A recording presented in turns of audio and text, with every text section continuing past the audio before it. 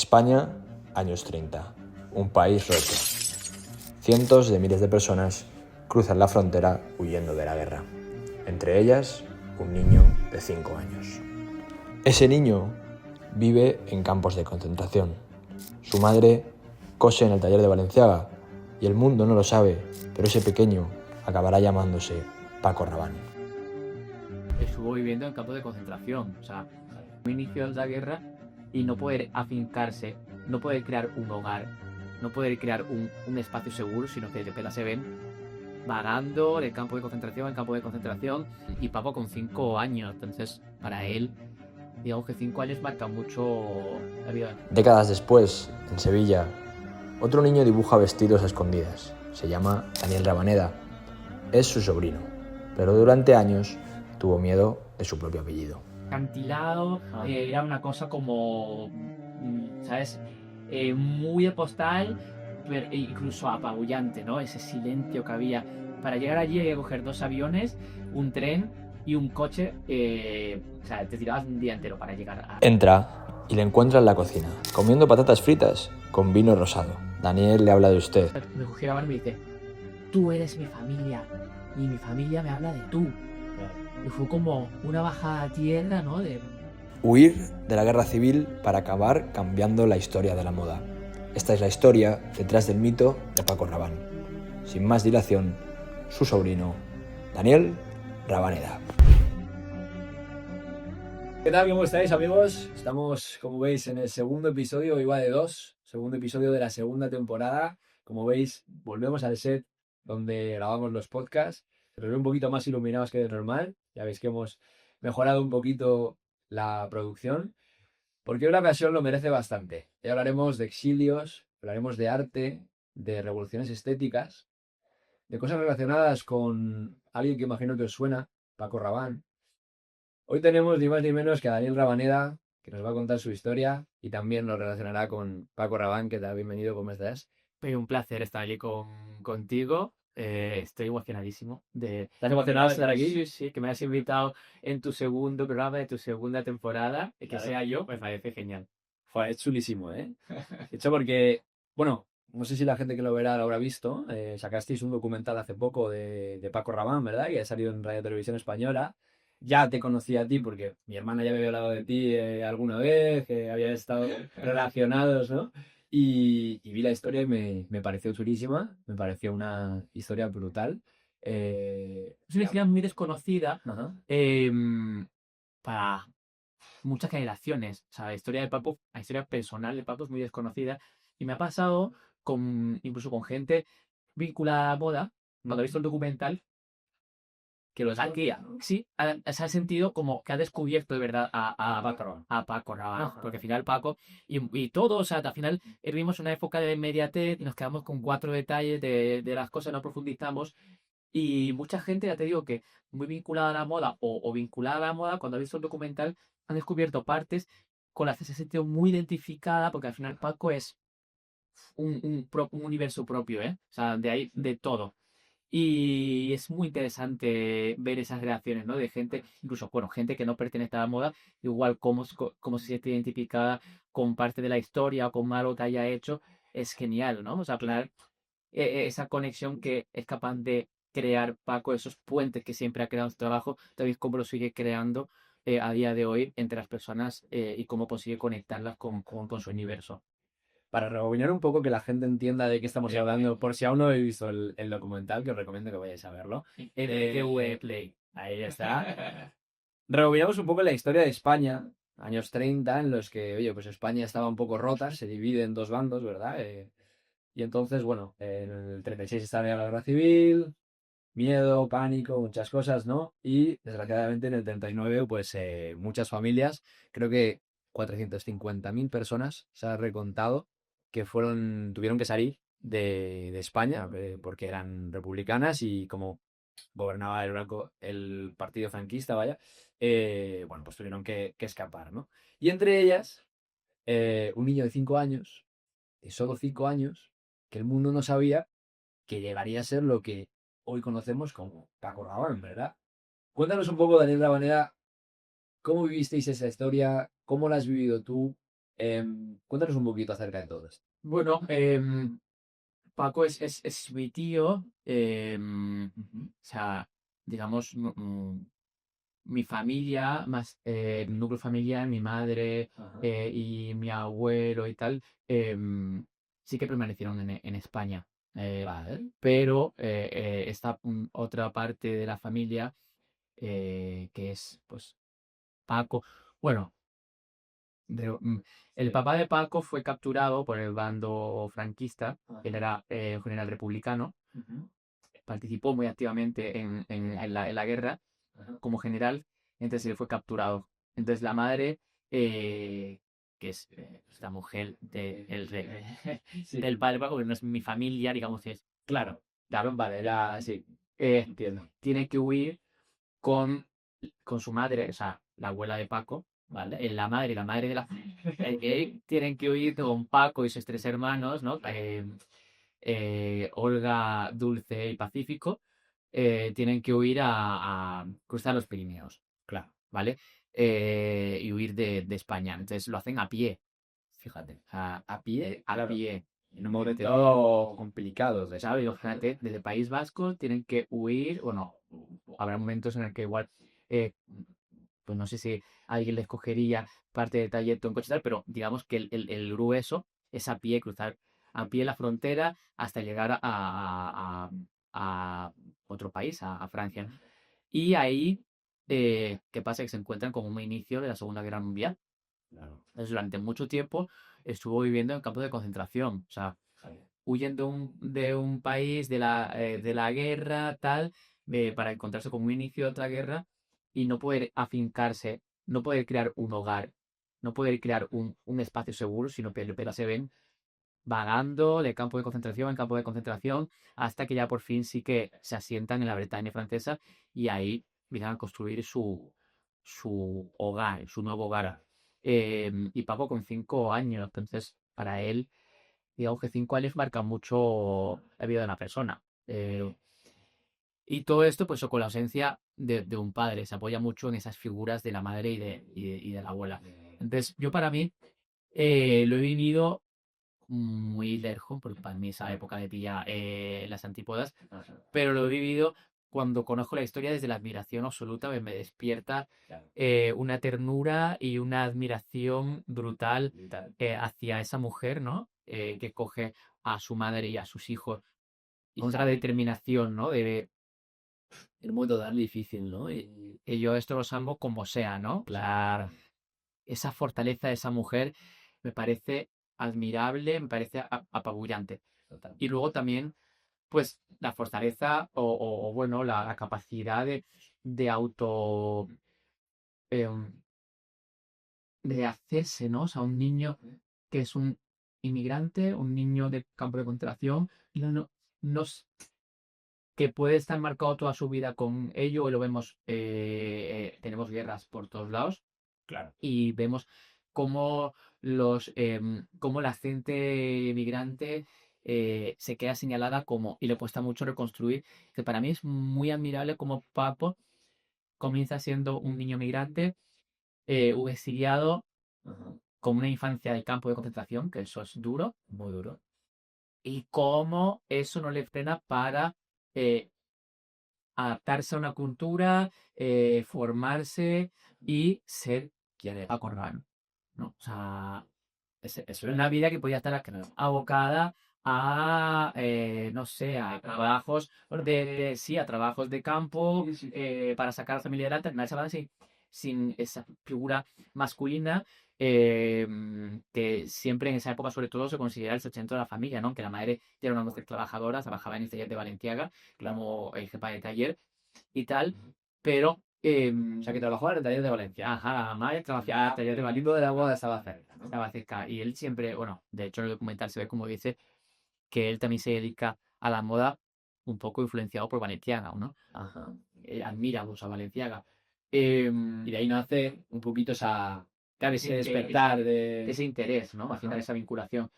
Pero eso, ¿no? Es, cualquier persona diría, pues yo qué sé, la madre, cualquier familia condena a trabajar a los niños pronto en el campo para sacar dinero, tal. y esa familia cómo, o sea, cómo se mantuvo para que esos hijos pudieran tener una formación y pudieran llegar a ser quien quisieran ser, y Paco eligió ser Paco, ¿no? Totalmente, totalmente. Qué buena historia, qué buena historia. Bueno, ya veréis que es apabullante. Y te quiero preguntar entonces en todo esto, porque claro, una historia muy complicada, ¿no? Salen de aquí. eh, y para ti, hemos hablado un poquito antes de cámaras, ¿cómo es esto de haber sido sobrino de Paco Rabanne? ¿Cómo te ha influido en tu vida? Sé que ha habido un tiempo que has intentado un poco, bueno, es decir, vaya, Paco Rabanne es mi sobrino, pero yo soy de Daño Lavaneda, ¿no? O sea, ¿cómo ha sido este acercamiento a él? ¿Cómo, bueno, ya sabías que eras su sobrino, ¿no? Pero ¿cómo llegaste a conocerle, ¿no? Porque viviéndole en Francia, tú en Sevilla, pues, cuéntanos esta historia que sé que es muy chula, cuéntanos un poquito de aquí. Bueno, pues eh, eso de que somos familia, pues nazco sabiéndolo, ¿no? Porque al final la comenta en casa, man, Paco es un tío que siempre ha tenido mucho renombre cultural. Entonces, sale en la tele, pues mira, o sea, se comenta. Y aparte, yo desde pequeño, pues, como te contaba, siempre tenía mi libretita eh, donde dibujaba vestidos y siempre he estado mm, diseñando desde pequeño. Entonces, pues típico comentario de mi madre, ¿no? Me refería a una vecina, ah, mira qué mono que está haciendo. Y mi madre pues decía, "Ay, como su tío, no sé qué". Entonces siempre lo he tenido muy presente, pero con 6 años no te planteas, ¿sabes? Como que Ya. nunca te planteas nada. Nada, O bueno, sea, sí, sí. lo escuchas y lo sabes, pero ya está, no le das más relevancia. Luego ahora con la adolescencia empiezo a huir un poco de eso, ¿no? Ya dejo las libretitas guardadas y empiezo a ver la moda como algo muy femenino, entonces como algo de mujeres, porque no lo veo, eso lo veremos igual luego, ¿no? Como los hombres, la posición que tienen los hombres en la moda y tal, Claro. pero desde fuera se ve como una profesión de mujeres, sí, sí, o de gays, ¿no? Vale, sí, pues como man de Alton no quieres ser gay todavía, como, Sí, no, no te claro, no quiere, o sea, Ya, no me ya, interesa ya. esto, no lo Ok, entonces intentaste como rehacerte un poquito de ese. sí, entonces, como que con 11 años tampoco tienes tu futuro, claro, ni te planteas No, claro. ser médico, ser profesor, ser astronauta, o sea, no sé, no sé qué quieres ser, de hecho, estudié periodismo, Fíjate. sabía que ya contar historias, entonces, bueno, pero me alejé de eso y, y no tuve contacto con Paco ni me lo planteaba, pero igual que no tuve contacto con Paco, no tuve contacto con otros muchos tíos que vivían mucho más cerca. Y te dije, claro, tenía la hermana de mi madre que se llama Paca Rabanera, o sea, vivía en Málaga y nunca llegué a conocerla, porque iba a poder conocer a Paco Rabanne y no a Paca Rabanera, ¿sabes? Para mí no había distinción, eran familia igual, digo, si nunca fui a conocer a uno, ¿para qué iba a conocer a otro? O sea, seguir mi vida. Además, con un niño adolescente no es que quiere vivir es con sus amigos y su día a día. Entonces, cuando ya me metí en la moda, eh, ya empecé, bueno, ahí me dio mucho miedo el que me pesara el nombre, ¿no? Ok, la presión de Sí. siempre. No quería tener la presión, que la tenía, pero no quería tenerla, o no quería que los demás la que tentaran la presión, ¿no? Ajá. Entonces, decidí, pues eso, como no hablar pues, de mi relación con el parental, parental, bueno, Sí, familiar, a mí me ha estado con familiar, Sí. parentesco con Paco, ¿no? Ajá. Eh, Vale. entonces, si alguien me preguntaba, porque había gente, porque al final Rabán y Rabaneda, pues, si la gente es avispada, Enseguida lo pueden, ¿no? esa gente lo relacionaba. Entonces yo era con un perfil bajo con eso, no quería hablar de eso, pero si alguien me preguntaba, oye, ¿tú eres familia de Paco Rabanne? Sí, pero no, o sea, como que no, prefiero que no lo, o sea, que no lo comentes, como Paco lo decía, ¿no? De ti comité, no quiero que esto tal. Es algo que tampoco ibas, digamos, presumiéndolo o tal, todo lo contrario. ¿No? Todos lo saben. Ah, De hecho, se interpretaba como que eso, muchas veces me acuerdo Mariñas, ¿sabes quién es Mariñas? no, Típico periodista del corazón, vale. que salía en todos estos programas del corazón, de Tómbola y tal. Ajá. Una vez me entrevistó, estaba Brianda P.J. Stewart, que es la nieta de la duquesa de Alba, estaba Pinando Makarov, tal. pues estábamos en un evento Ajá. era benéfico, de habíamos diseñado cada uno un delantal y bueno, pues empezado a entrevistarnos, ¿no? Ujú. Y yo, desde mi posición de no me preguntes por Paco, lo quiero hablar de Paco, tal, Ajá. yo no sé qué hicieron las otras dos, ¿no? Pero cuando leí el tal, eh, el titular, no el titular, pero como el pie, el mister de la noticia era como un poco, mientras que Brianda y Miranda eh, admiran a su abuela y a su madre, Paco, Daniel desprecia a su tío. Es como, no lo desprecio, obviamente. No quiero hablar. Entonces, la gente puede interpretarlo como eso, ¿no? Porque Claro. era muy cortante. No quiero hablar de esto, ¿no? Ajá. Entonces, una cena de Vogue vino el que era director de GQ, que pertenecía a la misma mansión, un poco bueno de grupo, eh, y me dijo que quería hacer un documento, un especial en la revista o tal, o en el online, sobre el encuentro entre mi tío y yo.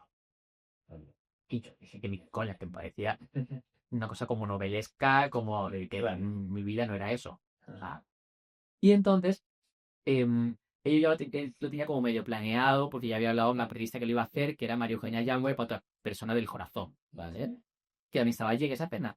Y entonces María Eugenia Yagüe se levantó en mitad de la cena, vino a mi mesa y empezó a gritarme en mitad de la cena, que era un vaniroso, que no sé qué, que me iba a arrepentir toda mi vida si no conocía a Paco, que cuando se muriese, porque Paco ya era mayor. O sea, cuando Paco se retiró en el 99, Ajá. yo ahí tenía 12 años, 11 años. O sea, Paco, cuando yo empiezo a mm, introducirme en el mundo de la moda, él ya era bastante mayor. Claro. Claro, entonces ya, digamos, hablaba, aunque tardó mucho en morir, pero ya se hablaba de Paco va a morir en breves, no tiene 30 años. Entonces me dijo, Paco va a morir y te vas a arrepentir toda tu vida de no conocerle. Y entonces mi hermana acababa de morir. O sea, justo acababa de morir tu hermana. Mi hermana hacía un mes. Y sí que te quedas con esa sensación de cuántas cosas no le he dicho, cuántas cosas me había encantado compartir con ellas y con ella no la he compartido, ¿no? Y eso me cambió la visión, ¿no? Dije, joder, De Top Belief, ¿no? es verdad que como que vas con la vida en automático y como que está ahí y como, bueno, pues, pero cuando piensas así dices, es que va a haber un momento en el que no va a haber oportunidad. Claro.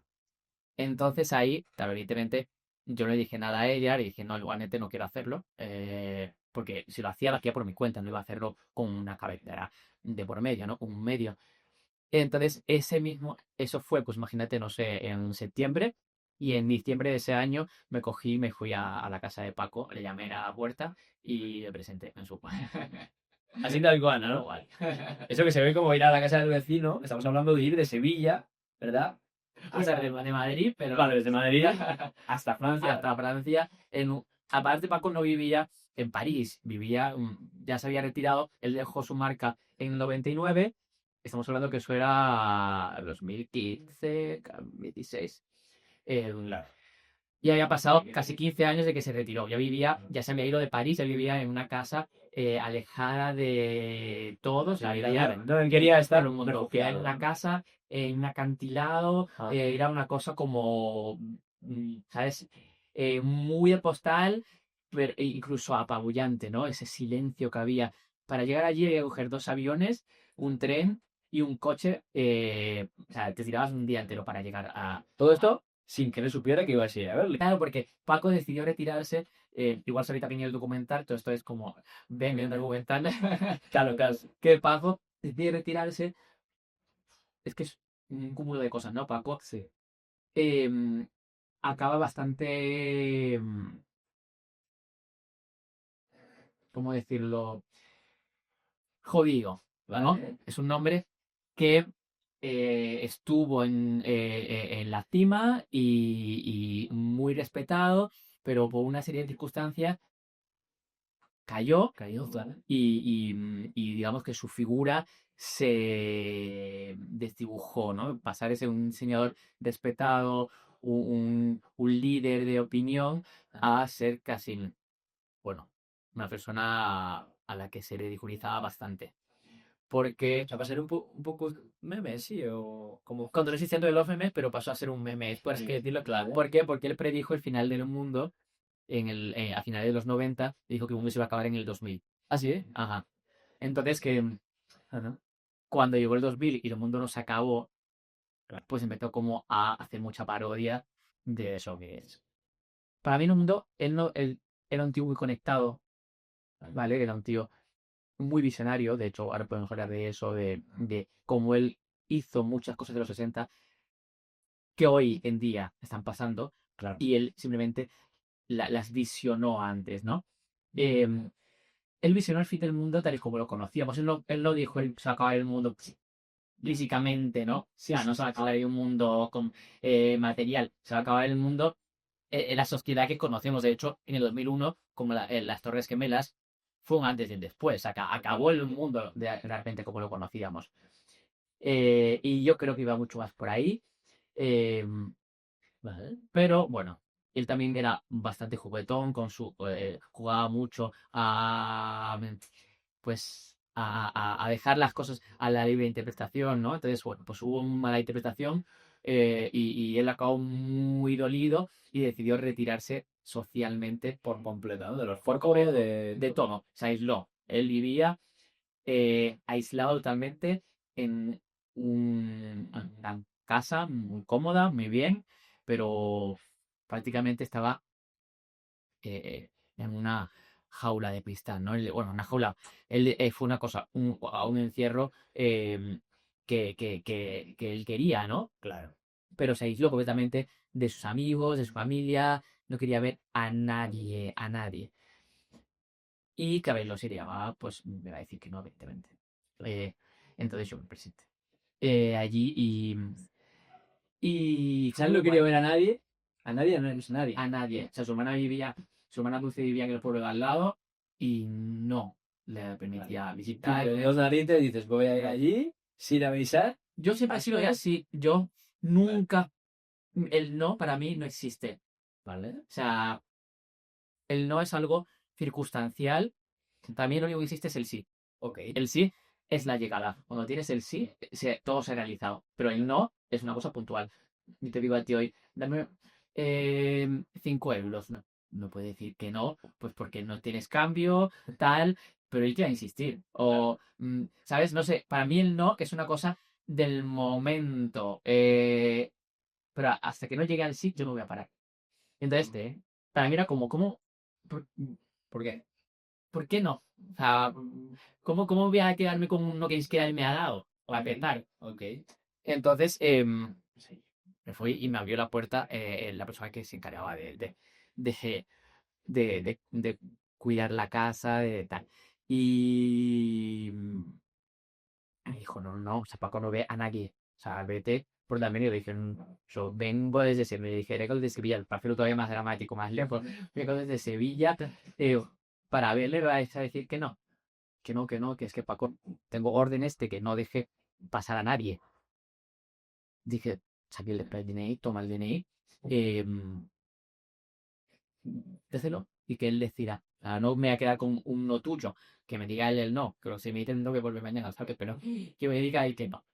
Eh, y se va el señor para adentro, para la casa, ta, ta, ta, y sale todo sonriente, como, wow, ¿sabes? También él está acostumbrado a una persona eh, que siempre le ha dicho no, no, no a él, no quiero ver a nadie, no quiero ver a nadie, y de repente era como, wow, te quiere ver. O sea, estaba incluso alegre por Paco, ¿no? Como que Paco quiere ver a alguien. Ajá. Qué felicidad, ¿no? Te sentí, estaba como muy contento. Pasa, pasa, pasa, tal, no sé qué. Ajá. Y nada, pues literalmente entré a la casa, tal, y estaba Paco en la cocina, sentado, comiendo patatas fritas. O sea, Martín no se me olvidará, comiendo un plato de patatas fritas con una copa de vino rosa, de rosé. Y, y nada, me senté, estábamos, qué bien, gracias Paco por... Bueno, le daba sonatos de usted, gracias por recibirme, estoy muy emocionado de que nos encontremos, vamos a hablar de la familia, tal, no sé qué. Y en todo esto, bueno, le hablaba de usted porque esa es Camicia, pero es una persona mayor, o sea, desde el respeto, ¿no? Una persona con la que ya he hablado antes, pero de tener la persona te cambia un poco Sí, la impone, ¿no? sensación y aparte me imponía mucho porque aparte lo admira, o sea, aparte de ser familia, lo admiraba. Para mí Paco, digamos, es la persona que más admiro profesionalmente dentro de la moda. Y está muy extendido el tema de Valenciaga, todo el mundo Valenciaga, Valenciaga, vale, con la cámara. Yo creo que porque la gente no sabe, no conoce bien el trabajo del Paco. Si la gente conociera bien el trabajo de Paco, no digo que la gente no dejara de ir a la Valenciaga, pero Paco se posicionaría ahí como un referente más. muy fuerte que ahora mismo no lo es. Y para mí Paco es y ha sido siempre un, un- un- un personaje muy, muy, muy admirado eh, dentro de lo que es pues, mi profesión, ¿no?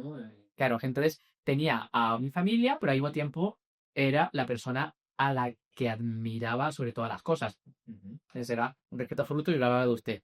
Y entonces hacía como así, ¿no? Todo el rato como yo le decía a usted, tal, y hacía como todo el rato con la cabeza. Y ya saltó, porque Paco era también muy expresivo, tenía una mirada, así que te comía con la mirada, y era como muy teatral, ¿no? Era como, y, y me dice, ¿por qué me llamas de usted? No sé, por respeto. O sea, me quedé como así como 2 segundos paralizado con una piedra de... Acaba de gritar. Acaba de gritar. Y digo, no sé, por respeto. Y ya me cogió la mano y me dice, tú eres mi familia. Y mi familia me habla de tú. Claro. Y fue como una bajada a tierra, ¿no? O sea, como de verle ahí en la cima a bajarle a pedestal a decir, Oye, no, es que es. qué bonito, ¿no? Que de repente se me está diciendo, tú eres mi familia y lo bajo y lo veo como una persona mundana, con sus patatas fritas, con su oído, tal, y no me, háblame de tú, ¿no? Te doy eh, ¿sabes? Esa libertad de que me tutees y le doy esa cercanía, ¿no? Te acerco a mí porque somos familia. Y fue un momento, ya me puse a llorar de la emoción. O sea, que me de hecho, esa confianza, ¿no? Para mí fue Brutal. un gesto muy bonito y ya pues a partir de ahí sí que fui a visitarle no, con la ciudad que me hubiera gustado, pero sí le llamaba todas las semanas por teléfono y le iba a ver, pues no sé, 2 veces al año o así, porque aparte el sitio era precioso. O sea, creo que no he visto más estrellas en mi vida. O sea, no hay contaminación lumínica, no hay contaminación acústica. 12 de la mañana, que tú vas con Madrid a 12 de la mañana y, y estás inundado de ruido, de coche, de claxon, de tal. Y a 10 de la mañana y veías gente con la calle y no escuchabas hablar nada. ¿Verdad? Se leían los labios. O sea, tú estabas en la calle principal de aquel pueblo y había gente y no escuchado. Ostras. Era una sensación de paz Ya, ya, ya. que te penetraba, ¿eh? O sea, imagínate por la noche, cuando, claro, allí en Bretaña francesa llueve muy frecuentemente, pero cuando estaba despejado, s- daba vértigo mirar al cielo. Sentía que las estrellas te iban a caer encima. Entonces era un sitio muy imponente y me gustaba aparte, y se come muy bien, o sea, un buen pescado, el sitio es precioso, la paz es brutal y me gustaba aparte ir a visitarle porque cuando me fui de allí me quedó la sensación de hecho yo le dije, eso fue un 26 de diciembre, 27, recuerdo bien la fecha exacta, pero, era entre Navidad y fin de año. Vale. Y yo me fui de ahí con la cosa de este señor vive aquí solo. Claro, yo estoy acostumbrado, soy de Sevilla, mi familia en Sevilla, en cualquier oportunidad se junta y somos un montón, familia de mi padre, Vale. sobre todo, somos un montón y vienen mis tíos de todos los pueblos y nos encanta celebrar y juntarnos y los primos y los sobrinos y tal. De repente, verle ahí solo, Ya, ya, ya. me fui diciendo, wow, qué, Eso, ¿no? qué pena. Porque todavía no había entendido, luego con mi relación con él y mis conversaciones ya fui entendiendo que era una decisión y te fui intentando mostrar muchas cosas Claro. pero yo siempre le decía, ¿cómo vienes conmigo a Sevilla 2 días? Mira, Sevilla. Pero yo quería sacarle de ahí, era como una obsesión de... mm, pero ya vi, claro, es que hay una diferencia de año brutal y que él ha sido uno de los diseñadores, ha formado parte de esa élite de diseñadores, ¿no? Entonces, los ha rodeado de millones de personas, ha estado en las fiestas más potentes, él ya se ha rodeado de mucha gente, entonces no necesito que me ayudes a Sevilla a verme de más gente, ¿sabes? Yo ya he vivido todo eso, ahora estoy en mi fase de retiro espiritual y lo vivo físico y todo, claro. Pero yo era como esa cosa de acompañarle todo el rato, ¿no? Entonces yo me fui de ahí un poco, es primera vez un poco triste de que voy a dejar esto aquí solo en mi canal de Navidad. Antes le dije, voy a estar aquí unos días, llámame, tal, no lo llamó, o sea, él quería estar solo. Demasiado me dejó ir a ver, es primera vez, ¿no? Lo que me dejó entrar. Pero aún así dije, yo no puedo dejar eso. Me daba mucha pena pensar que estaba ahí solo, entonces seguí viéndole y me dejaba entrar. Y eso es una cosa como, solo me dejaba entrar a mí en su casa, que era, fíjate que chulo, tal, sí. También me sentí muy privilegiado por eso. Y me siento muy privilegiado por eso. Muy bien. Bueno, es que es un historión. Joder, ya os lo digo, ya lo habréis visto, es un historión, joder, es chulísimo, ¿no? Pero podría estar aquí horas hablando y Claro, vale, va a durar el podcast 3 días. No, pero me parece un historión, o sea, quería que te extendieras todo lo que quisieras porque es que es muy chulo, ¿no? O sea, creo que es... No sé, sería peculiar, ¿no? O sea, la verdad que muchas veces también con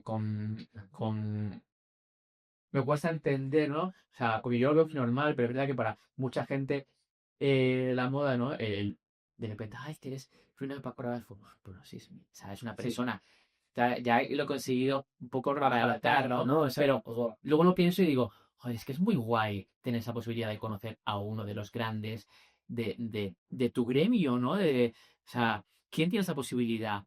Claro. Muy poca gente. Claro, ¿no? porque tú ya estabas metido en el mundo de la moda, ¿no? A nivel nacional, claro, en España, ¿no? Pero yo pienso, o sea, ¿quién puede de otra persona diferente, ¿no? Digo, aparte que es diferente, pero hoy en día ¿quién tiene la oportunidad de conocer durante su vida a cualquier, y además de los grandes del siglo XX hasta todos, ya han fallecido, ahora desde están ya han fallecido todos, o sea, ¿quién puede decir he conocido a tal? ¿Sabes? Entonces, Y te quiero preguntar entonces, a ver, vamos a entrarnos en el mundo de la moda, ¿vale? Vamos a entrar ahí. ¿Qué es para ti la moda? ¿Vale? Quiero preguntarte qué es para ti la moda, o sea, ¿cómo lo defines? Y qué visión tienes tú, ¿vale? Y luego ya que lo relacionemos un poquito con eh, qué, cómo influyó lo que es Paco Rabanne, qué ha cambiado o qué consiguió marcar en la historia de la moda eh, esta figura, este sello, ¿no? vale, pues para mí lo que es la moda ha ido cambiando mi perspectiva desde que comencé hasta el día de hoy. Cuando empecé era un niño y para mí era un arte, Vale, pues era su arte, ¿no? Antes, pero era como un arte. ok. Luego, una forma de expresarme a partir también de volúmenes. Al final, un escultor se expresa también con formas, un pintor también se puede dar la forma en 2D. Y para mí la moda es una forma de expresarme, de contar historias en prendas, ¿no? Vale. Pero con el tiempo descubrí que la industria de la moda mueve mucho dinero, da muchos puestos de trabajo y a día de hoy lo veo como la moda es un negocio Sí. muy potente, muy potente. Pero, evidentemente, un negocio que vive de la capacidad artística de una serie de personas. A mí el arte es combinar esa visión creativa con la visión comercial, el saber vender, ¿no? Una serie de ideas. A mí me moda son ideas que tienes que aterrizar y saber darle una forma para venderla, ¿no? Entonces un poco de lo que he estado transmitir a mis alumnos de la universidad. que hay que ser muy creativo, pero también hay que saber, hay que ser muy técnico y conocer muy bien a dónde quieres dirigirte para que al final esa ropa tiene que venderse. Porque Claro. tú haces una colección brutalmente creativa, te gasta una pasta, ¿vale? Y si no la vendes, la segunda con qué dinero la haces. Igual tienes más dinero ahorrado o tal. Pero hay un momento en el que si no viene dinero de vuelta, tú no puedes seguir. Entonces necesitas vender para poder seguir haciendo, para seguir creciendo, para seguir pagando. Mira, entonces pues, hay que saber desde un diseñador tiene que tener esas dos barras. O sea, no te puedes olvidar de ni Claro, una mierda. hay que ser creativo, muy creativo, porque aparte estamos en un mercado muy voraz. Ujú. La moda crece cada año y cada vez hay más personas dedicadas a ello. Entonces es un mercado muy competitivo, tienes que ser muy creativo, pero al mismo tiempo tienes que tener una visión muy business, ¿vale?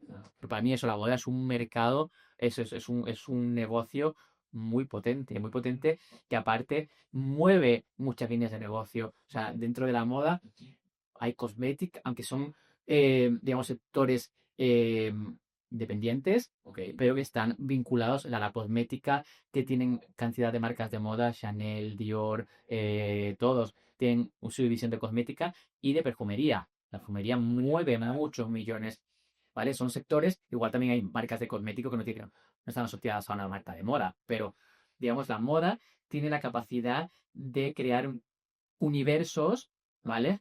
eh, que aumentan esas posibilidades de negocio. Entonces, tienes eso, perfumería, tienes todo lo que es beauty, tienes también un montón de movidas para puedes hacer línea de hogar, pues, o sea, la moda es crear universos que te permitan envolver al cliente de, de cosas, ¿no? Te permite crear un montón de elementos en el que el cliente puede vivir. O sea, ¿Y crees que, o sea, cuando tú te pones una prenda, ¿no? ¿Por qué, o sea, la gente que es muy de moda, ¿no? De vestir muy de todas estas marcas que intentan influir mucho en el mundo de la moda, ¿no? Es una manera también de expresar algo tuyo, ¿no? A lo mejor a través de la prenda. ¿cómo me lo dice la pregunta? Me refiero, cuando tú te estás poniendo algo de... ¿Yo como Cuando cliente o yo vistes, como diseñador? O sea, tú como cliente, cuando Vale. vistes, entiendo que a través de la prenda estás tratando de expresar algo también. ¿O es algo... Obvio, al final es que, o sea, me pone un poco aquí historiador filosófico. Cuando las modas, cuando la ropa se cambarece, o sea, si nos remontamos a billones de años atrás, los primeros humanos no vestían, ya iban desnudos. La ropa, el concepto de ropa aparece por una necesidad de cubrirse del sol, de la lluvia, del frío, ¿no? Conforme el humano evoluciona, empieza a aparecer pues la conciencia y tal, la ropa empieza a adquirir una nueva serie de usos y empieza a aparecer el pudor, entonces empieza a la gente a taparse por pudor, Vale. ¿no? Aparece la religión Ok. y entonces tienes que taparte porque no te pueden ver desnudo, tal. Ajá. Pero llega un momento, cuando ya la moda aparece como moda, en el que la ropa adquiere un nuevo valor y es posicionarte. Vale. Antes era como rico o pobre, ¿no? En el siglo XVI, XVII, XVIII, XV, según te vestías, eras clase alta con burger. Y conforme llegamos a nuestro tiempo, la gente se viste para expresarse y posicionarse también de todo un grupo social. Te vistes y eres rockero, eres pijo, eres hippie. Vale, para encajar en esa tribu, ¿no? Para encajar en un grupo social. Te estás expresando con cómo te sientes, ¿no? Ajá. Hay también un día de domingo, te levantas un poco perezoso y no te apetece, igual te pones un chat, también estás expresando tu mood, ¿no? O muchas veces estás triste y coges un color X para alegrarte. O sea, la moda, claro que sí, es una herramienta de comunicación. Cuando vas a una entrevista de trabajo, Claro. también piensas que quieres comunicar y el blanco transmite pues esa... transmite inocencia, transmite... Entonces muchas veces te vistes con colores pues más nice, más claros, que expresan como una cercanía, una calidez. Eh, la moda es una herramienta que te sirve para expresarte, para comunicar y para identificarte. Claro que sí. Entonces, hay gente que se viste en automático y eso que no está aún así y conscientemente está cogiendo una serie de prendas y está diciendo, se han creado con un motivo o por algo y conscientemente está cogiendo esa prenda porque está por un estado de ánimo, pero saber vestirte y saber comunicarles la ropa es una herramienta a tu favor muy potente. Vale. ¿Y crees que somos muy marquistas en ese sentido con el tema de la moda y todo esto? Que la gestión mariquista, O sea, no lo sé, ¿eh? Yo, o sea, te digo, porque hay entornos que yo veo que es comprar marca por comprar la marca, ¿no? pienso que la sociedad no es marquista. La sociedad no es marquista, la sociedad tiene necesidad de pertenecer a algo. Y las marcas aprovechan de eso, de crear tribus, de crear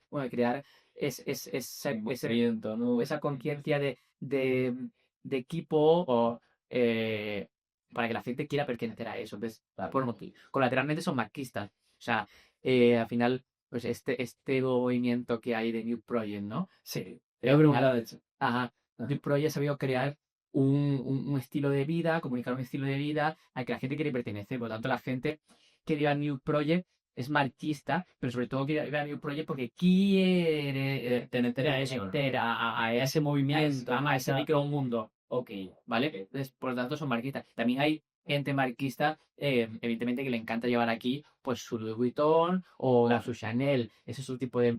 Es también el estilo. También es una manera de expresarlo, ¿no? Que quieren mostrar que lleva Louis Vuitton en el pecho. Es estatus, al final, una camiseta de Louis Vuitton o de Chanel o de Dior no cuesta lo mismo que la vista en el Shane. Entonces, si llevas eso, estás diciendo, yo puedo. Claro, estás comunicando, Ajá. ¿no? Te estás posicionando, tengo estatus, tengo pasta. Ajá. em, Bueno, y- de eso incluso, perdona que te corte, claro, incluso hay mucha gente que solo por el hecho de llevar el nombre compra esa marca falsa, ¿no? Una Claro, réplica. pero ahí también entramos en una cosa de trampantojo, ¿no? Porque la gente que ya tiene pasta huye de esos logos. Claro, de hecho está ese lujo silencioso, ¿no? Como la Europeana o The Row, que no tienen logos y son o sea, una camiseta en The Row te puede costar 600 euros. Camiseta básica, blanca, cuello redondo, manga corta, a lo botón 100%. Sí, estos pagos. Y no tiene ningún logo por ningún lado. ¿Sabe de dónde es? Puede ser de Zara. Entonces, la gente que no tiene pasta y se puede gastar eso, Intenta huir de esto. claro, al final, si tienes realmente pasta, la gente que lleva esos logos, igual no tiene tanta pasta, porque si tienes pasta, tienes miedo de que la gente sepa que tienes pasta, te señalen porque te pueden atracar, ¿no? Te pueden normal. Entonces, la gente con pasta de repente no comunica que tiene pasta. Ok. Y la gente que desearía tener tanta pasta es la que y a lo mejor tiene pasta, porque te puedes comprar una camiseta de 100 pavos o de 90 si no tienes, si no ya es de fin de mes. Que entonces la gente que desearía tener más pasta, quizás, pero tiene para comprarse una camiseta, bueno, y también la gente que no tiene pasta, se compra falsificaciones para intentar decir, tengo pasta, ¿no? Claro. Entonces, la gente que lleva Malta para mí es tan visible, para mí es más una intención de comunicar que un de verdad soy. Es un quiero ser. Wannabe, ¿no? Es que me parece brutal. Estoy acordando de un ejemplo. Tengo un amigo que estudia diseño gráfico, bueno, ha estudiado diseño gráfico y hizo un TFG espectacular, que era un proyecto de una marca de moda, ¿no? O sea, él analizaba como el comportamiento, todo lo que era el mundo de la moda, por qué consumíamos esto, por qué no, todo lo que hay detrás de la expresión de una prenda, todo eso que estábamos hablando, ¿no? Y poner un ejemplo que me parecía buenísimo, ¿no? Y por eso te preguntaba por la expresión, las marcas y tal, de un amigo nuestro que se compró hace varios años unas copers por Conde Garçon, ¿vale? Estas con el corazón, esas que Sí, en en línea Gay. Ajá. Entonces, fíjate, ¿eh? Se las compra. Zapatillas nuevas, que tenía muchísimas ganas de tenerlas porque eran las covers por TAP. Ajá. Entonces en Ávila, o sea, que en Ávila hacen un frío de pelotas, ¿no? Entonces, ese día nieva, ¿vale? Y él iba con sus covers, ¿vale? y bajaba andando. Él iba andando desde su casa hasta el colegio con esas Converse. Claro, llega al colegio y ya calado entero. Porque claro, con esas Converse, Es que moja, claro, claro, es algodón, no pues, es pues todo eso era porque su madre, su madre le había estado diciendo, hijo, por favor, ponte unas botas, que va a nevar, por favor, póntelas. Sabes enseñarlas, ¿no? Y él no. Yo me pongo mis Converse nuevas porque tal. O sea, fíjate qué comportamiento más irracional en realidad te hace en llevar esa prenda, ¿no? O sea, te vas a poner a -2 grados nevando, unas Mojado, Converse, claro, hasta 8 horas en el instituto, pero te puede más la necesidad de comunicar, me acabo de comprar esto, tengo este, o sea, al final, Comme des Garçons es una marca muy nicho, y no todo el mundo la conoce, a la línea Play igual más, porque es la del corazoncito y tal, Ajá. pero igual Comme des Garçons está diciendo que eres un tipo de persona.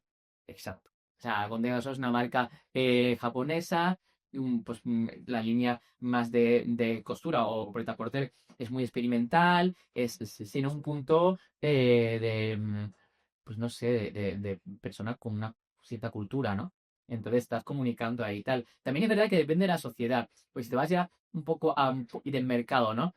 Estamos hablando de que llevar marca visible, pues el Gucci aquí, igual es de gente que quiere comunicar y no es, ¿no? Pero si te vas a lo mejor a Rusia, ¿vale? Los rusos son un poco más taquino, un poco más horteras. Igual si tienen mucha pasta, ellos son a lo mejor nuevos ricos, también esa cosa de ser muy rico, pero no de familia, sino de recientemente por pelotazo de negocio o lo que sea, Claro.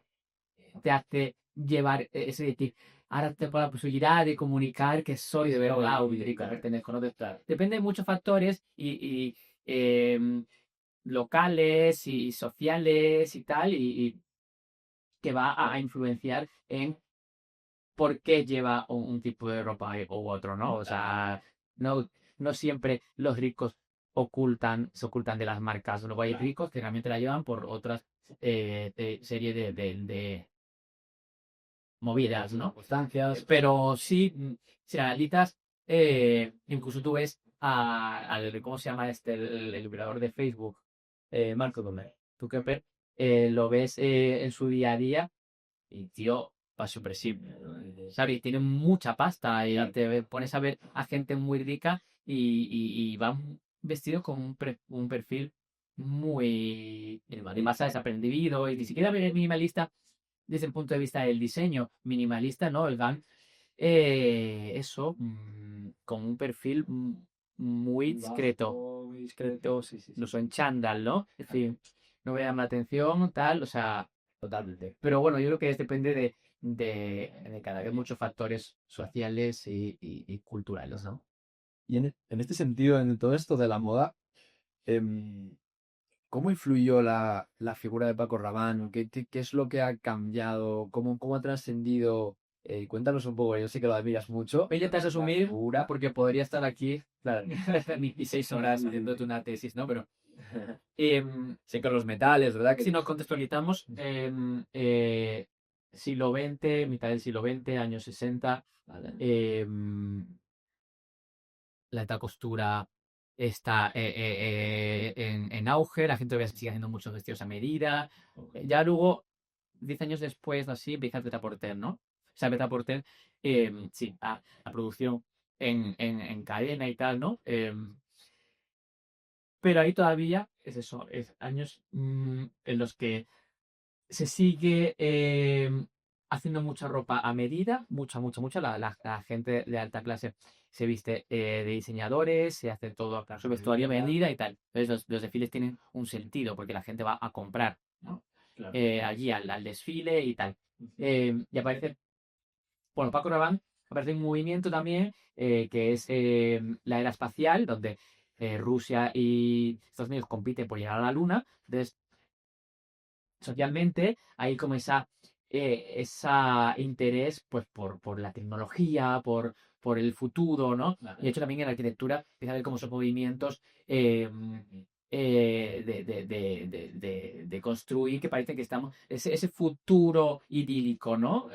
Que ahí vemos como un retrofuturismo, Ajá. ¿no? Que era pues esa estética de los 60 de cómo sería el futuro, ¿no? Imaginario. se ve mucho en arquitectura y se ve en moda y se le hacen tres figuras claves que son Pierre Cardin, André Courrèges y Paco Rabanne, ¿no?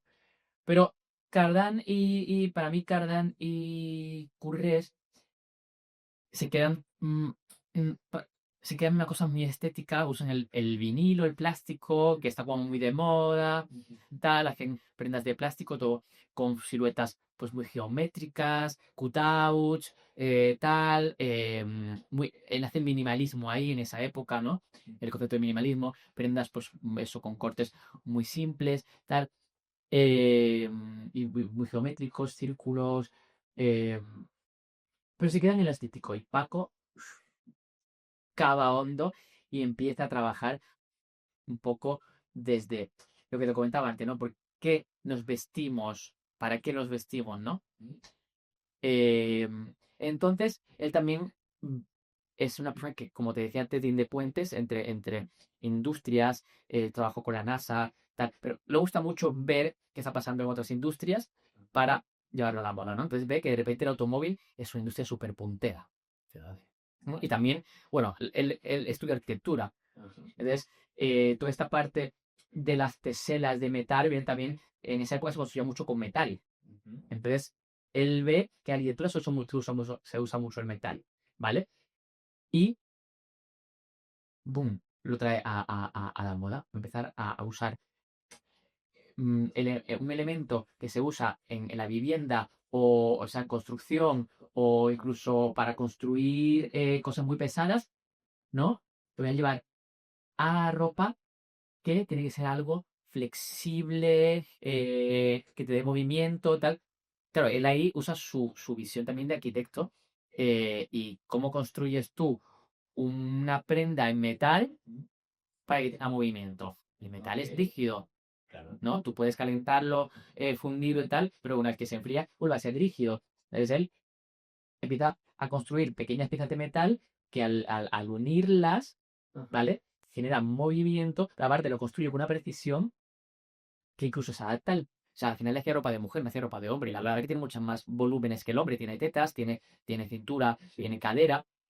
Y su ropa se adapta a esa figura. O sea, lo que el metal, a pesar de ser rígido, se adapta gracias a todo ese tipo de uniones que le dan movimiento. Y además el metal es un material opaco, pero gracias a esas uniones consigue que sea transparente. Tú puedes ver el cuerpo de la mujer del vestido, tú podías ver el cuerpo de la mujer incluso. Claro. O sea, conseguía transparencia y movilidad con un metal que eran todo lo contrario, ¿no?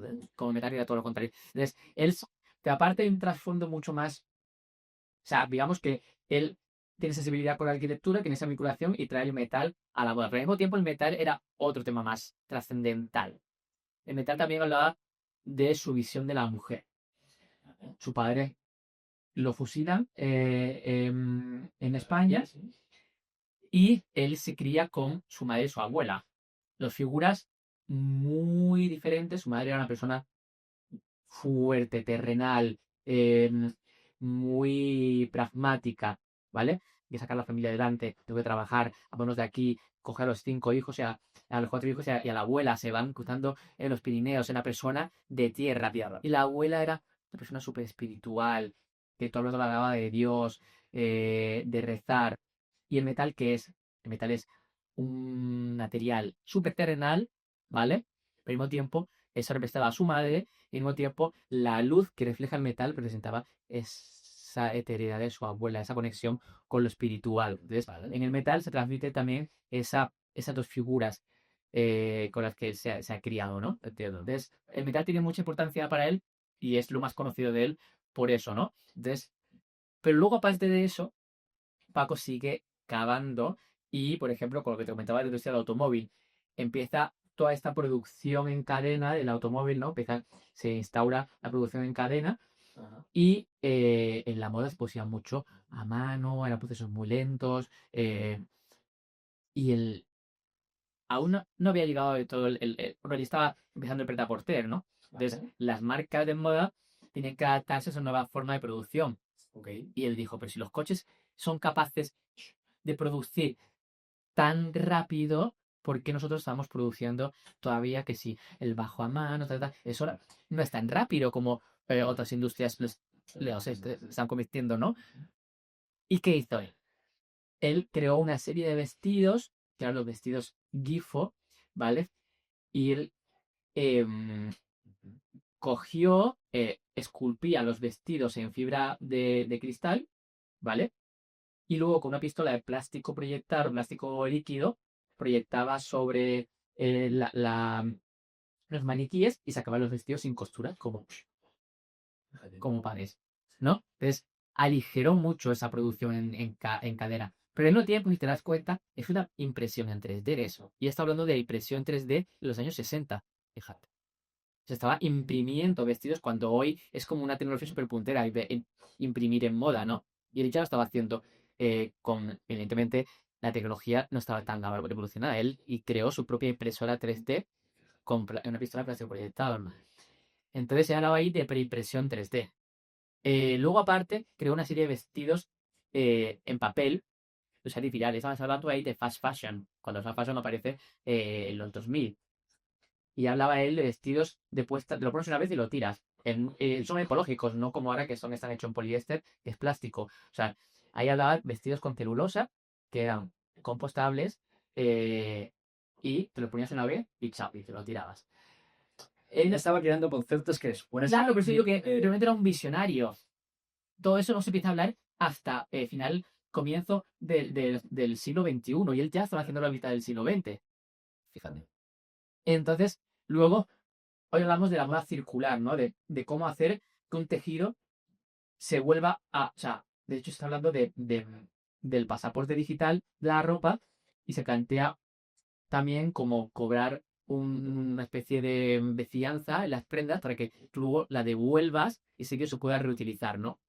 Que ese tejido no se vaya a la basura, sino que tú devuelvas a la tienda tu prenda cuando la quieras usar y la tienda tiene el deber de reutilizar este tejido. Ok. ¿Vale? Eso es moda circular. ¿Vale?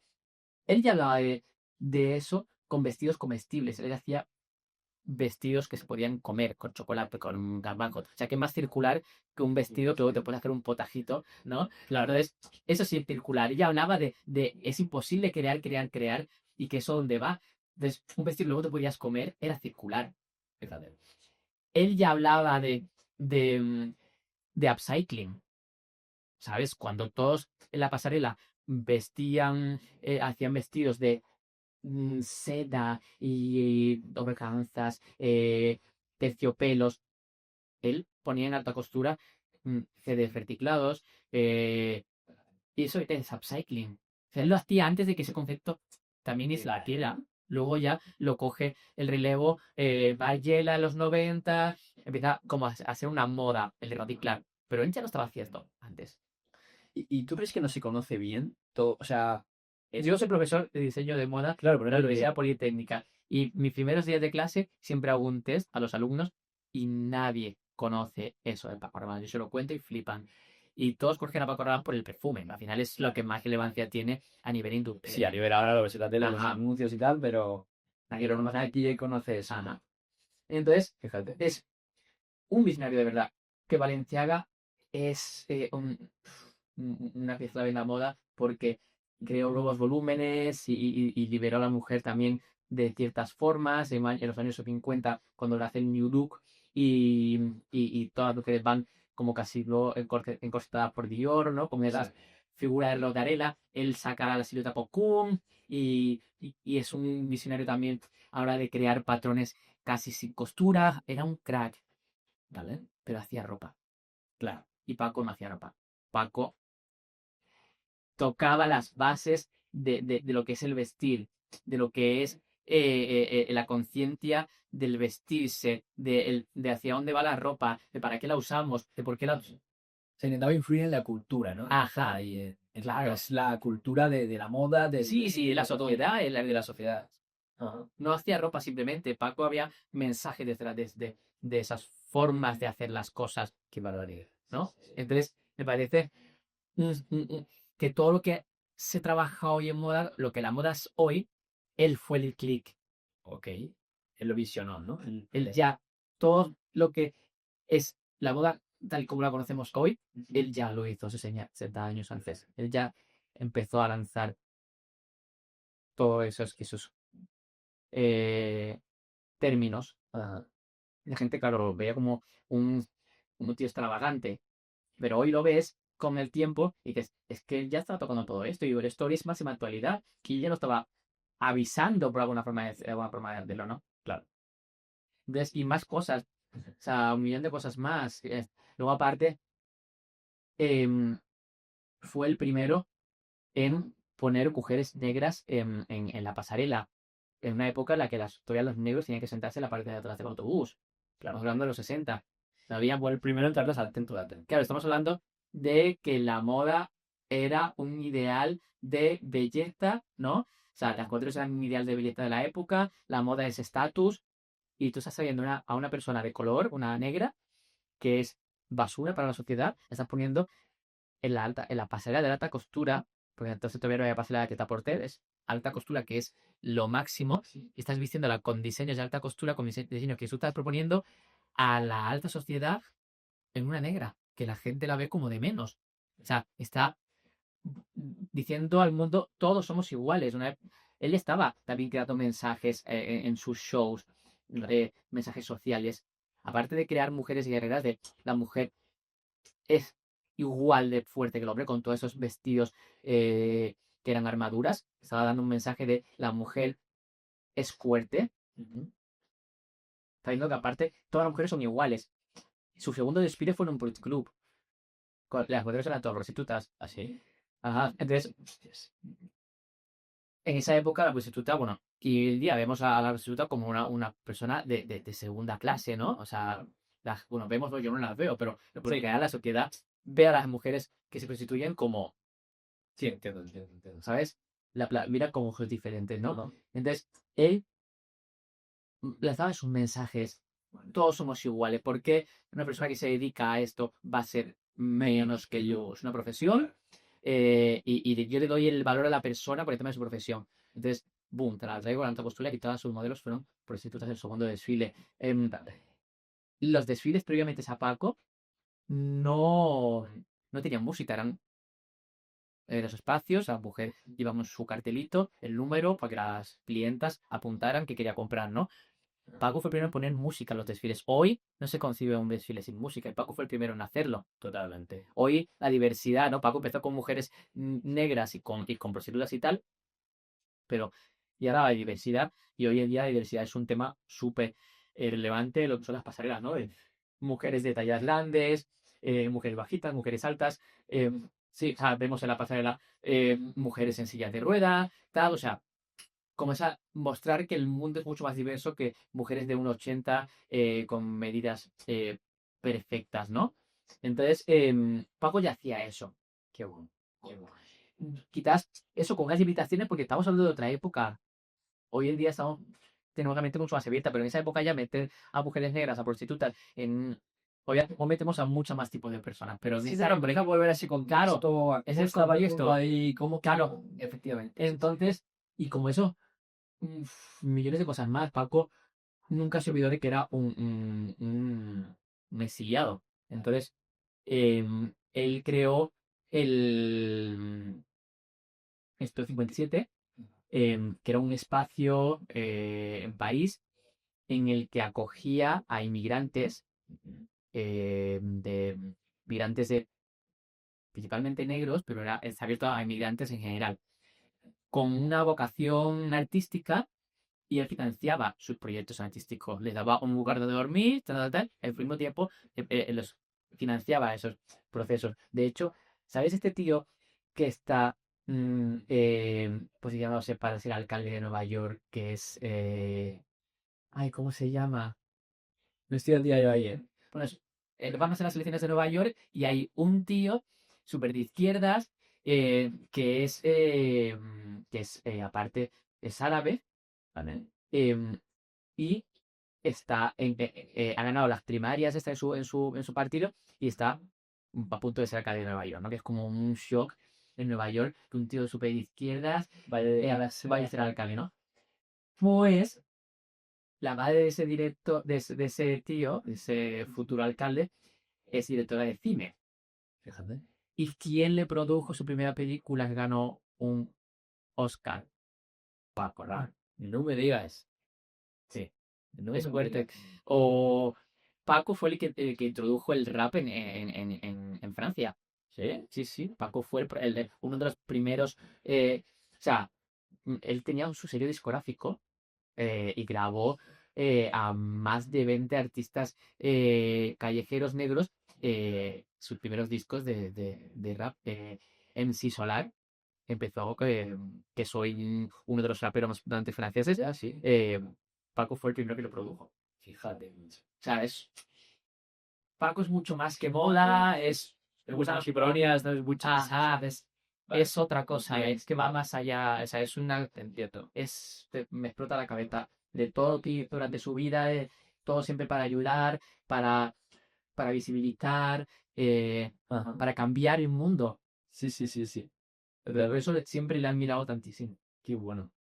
Ahora entiendes, ¿no? Como No, yo no, veo a mis claro. alumnos, en todas mis clases, siempre hay aparte como una cuña sobre Paco, ¿no? Porque todo ya lo hizo Paco antes. Entonces, cuando estoy hablando de materiales, de formas de construir y tal, siempre hay como referencias a Paco. Y le digo siempre, es que tienes que conocer a Paco porque Paco es todo, ¿no? Entonces, de ahí no es obsesión, porque, pero siempre digo, con coña digo que es mi obsesión con Paco, ¿no? Entonces mis alumnos siempre se ríen y pongo diapositivas y sale el Paco y como se empiezan a reír como, vale, otra vez. Pero es que tiene cabida todo el lado porque ya trabajó todo Todo. en su momento, Qué bueno. antes que todo. Antes que todo. Qué bueno.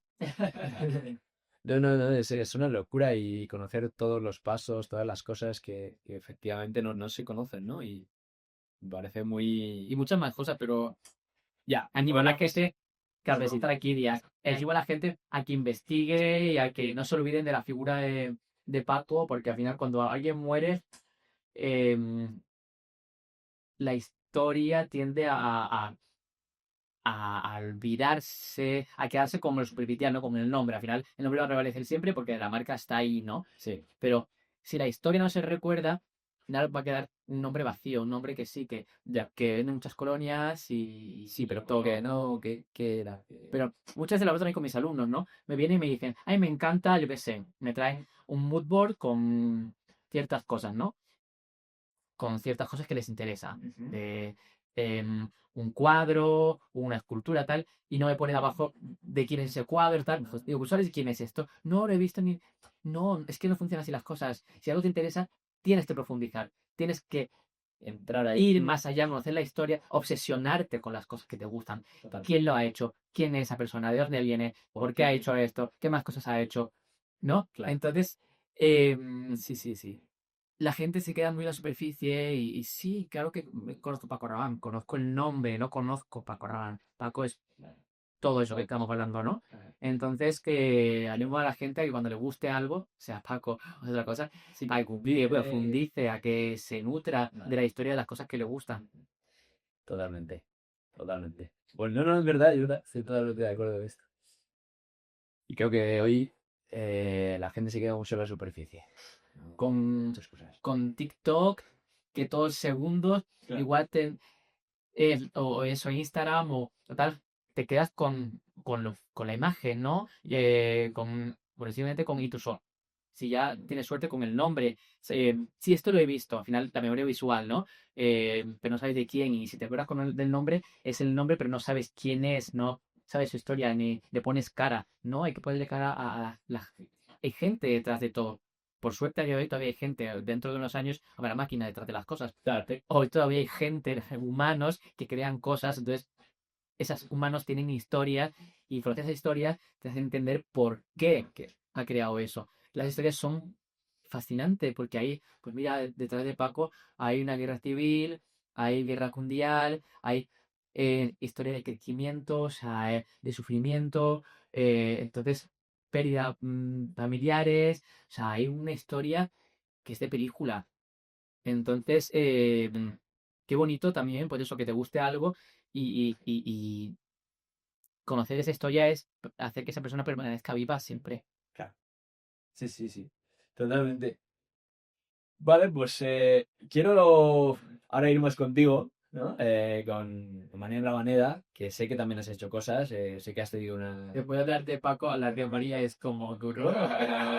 Has tenido una marca, ¿verdad? También. Y bueno, quiero saber un poco más de tu visión de la moda, de esto de cómo fue ese proceso para crear tu marca. Eh, Cuéntanos un poquito de esta faceta tuya, Ver cómo toda la nariz y si son todo una nariz me estoy cayendo. lo lleves, bueno, si lo hará para pues, no te preocupes. Vale. Para el momento no te preocupes, ¿eh? No, no. Vale, vale. La cosa es, mi marca, ¿cómo la creo? Bueno, yo te he contado un poco antes que ya me gustaba desde pequeño diseñar y todo eso. Luego lo aparco, me pongo a estudiar periodismo, tal. Y en una fiesta de cumpleaños conozco una chica que estudiaba moda. Vale. Y ya me despertó otra vez esa lucecita, ¿no? De, uy, esto me gusta, ¿por qué lo he aparcado? Entonces me pasé a periodismo por la tarde y empecé a estudiar moda por las mañanas. Y a trabajar los fines de semana, de zapato para poder pagármelo. Mi madre no lo sabía y estaba estudiando moda. Fíjate. Entonces, yo había hecho ya cine antes, había trabajado en Canal Sur, eh, y me pongo con periodismo, tal, tal, tal. Y yo digo, para mí, realmente, ¿cuál es mi camino si me estoy formando en diferentes cosas? ¿Qué es realmente lo que quiero hacer, no? Em, y antes de acabar de estudiar moda, em, me surge la oportunidad de hacer una primera colección sin haber acabado los estudios. Y digo, "Uf, voy a hacerlo. Voy a hacerlo, mis amigos están locos, acaba de estudiar, hace tu tiempo, trabaja para otras personas, tal, no te gastes pasta en eso. Pero yo soy de cuando siento algo, voy a por todas. Ah, por ahí. Y hice mi primera colección. La presenté en Valencia. Hoy en día tenemos la Mercedes de Fashion Week, que es en Madrid, antiguamente conocida como Cibeles, la Jardinería Cibeles, y estaba también la pasarela Gaudí en Barcelona, que hoy se conoce como 080. Pero cuando Gaudí terminó, hasta que se creó 080, hubo ahí un gap de tiempo, un periodo de tiempo en el que no había pasarela en Barcelona. Vale. Era es muy reconocida hoy la 080 a nivel de lo que es la de Madrid. Y en aquella época igual, eran las dos súper reconocidas. Te pasa que para sustituir a esa surge otra en Valencia que pues tiene los mismos apoyos, con Vogue como medio oficial, tal, tal. O sea, una pasarela muy potente, nueva, pero muy potente. Y yo me fui a presentarla a mi primera colección ahí, con la idea de, voy a ver, pues, hacer una colección, voy a ver. Y me da el primero mejor diseñador con esa colección. Entonces dije, hostia, vale, entonces eso significa algo, significa que ese es mi camino. Entonces, em, a partir de ahí hay un movimiento mediático de quién es este chico, empezaba a haber mucha prensa a mi alrededor y se me conoce muy mucho. Entonces, tengo la suerte y la no suerte. No sé cómo. Sí, nada, la suerte, tengo mucha suerte. De que aparecen unos señores que quieren invertir en mi marca. De la nada, de primera colección, ¿vale? Aparecen unos señores, oye, tú has visto en los medios, tal, queremos crear la marca contigo. Yo era un bebé y era como, gente que quiere poner pasta a mi librería. Wow. Y le dije que sí, sin pensármelo. Em, entonces, claro, ellos también querían pues un crédito a cambio, ¿no? Que se vendiera, tal, tal. Entonces, bueno, pues hice esa pasarela en Valencia, pero como ellos querían crear una marca, tal, tal, pues yo dije, pues ya lo siguiente colección de Cibeles, en la pasarela de Madrid. Y llamé a conseguir el teléfono, conocí a un amigo, conocía a un diseñador que no sé qué, no sé cuánto, y me dio el teléfono de la directora de Cibeles. Y le llamé, hola, soy no sé quién, no sé cuánto, soy Dani Rabanera, tal. Esta es una colección Claro, que imagínate a la subdirectora que ahí desfilaba David Delfín, Adolfo Domínguez, tanto nombres, Agatha de la Prada, nombres de primera línea de la boda española, ¿no? Y ahí tú en Cibeles, ves, he hecho a reír, pero como eso es una broma, ok. Y yo, no, le he hecho. ¿Te has visto a pensar que no paras de hablar de mí? Y ya, pero ¿quién llevas una colección? ¿Quién te crees que eres? Yo te he dicho antes que yo con el no nunca me quedo. Pues fue un viernes, así que te viernes lo voy a llamar. Oye, que te mando el nuevo clipping. El clipping es donde se guarda todas las pertinentes de empresa, ¿no? De la semana. Te mando el nuevo clipping por si tienes un hueco que me gustaría desfilar ahí. La tía se reía. Bueno, pues a verlo. A la semana siguiente, ¿lo has pensado, Daniel? No hay hueco. O sea, no vas a desfilar. O sea, otro desfile, que veamos su evolución. A la semana siguiente, la vuelvo a llamar. Así durante meses. Fíjate. ¿Qué pasó?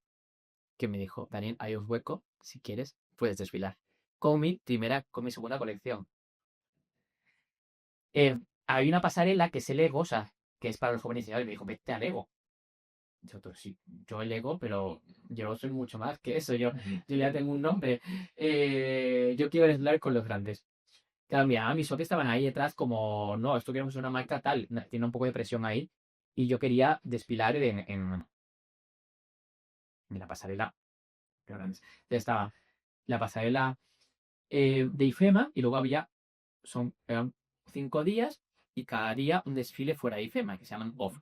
Vale. Y yo pues, ella me dijo, hay un hueco en el OFF, te meto en el OFF. El OFF es una pasta, o sea, en el IFEMA tú pagas una cantidad irrisoria para lo que cuesta un desfile y ellos te ponen equipo de luces, equipo de sonido, toda la infraestructura, un casting de modelos, maquillaje, peluquería. En el OFF te pagas tú todo, todo. Te alquiler sitio, montar toda la iluminación, todos los equipos, todo. Te puede gustar un desfile. Un desfile te puede costar en torno a los 50.000 euros. O sea, me dice el desfile. Y dije a mi socio, pues hay que pagarlo, porque si me das esa oportunidad, hay que pagarlo, ni que hacer. Entonces, pues monté un pifostio. Eh, Cogí un antiguo convento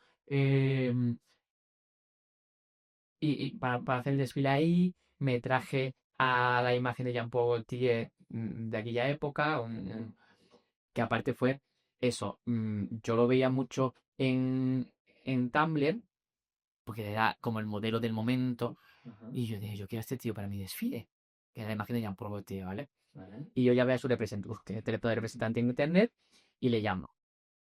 Y me dice, o sea, ¿quién eres? O sea, como esa imagen de por ti, ¿cuánto vas a pagar por este tío de vídeo? No voy a pagar nada, me tengo dinero para valorarlo.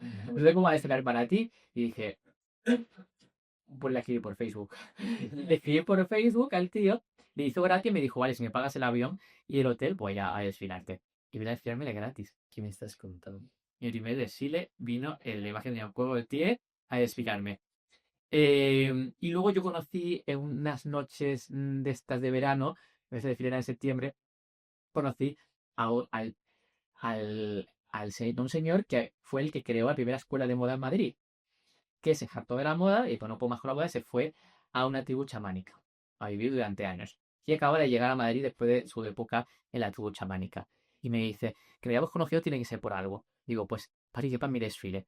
El tío era escritor ahora, escribió un poema y lo recitó. Yo dije, si Paco puso la música en los desfiles, yo la voy a volver a quitar.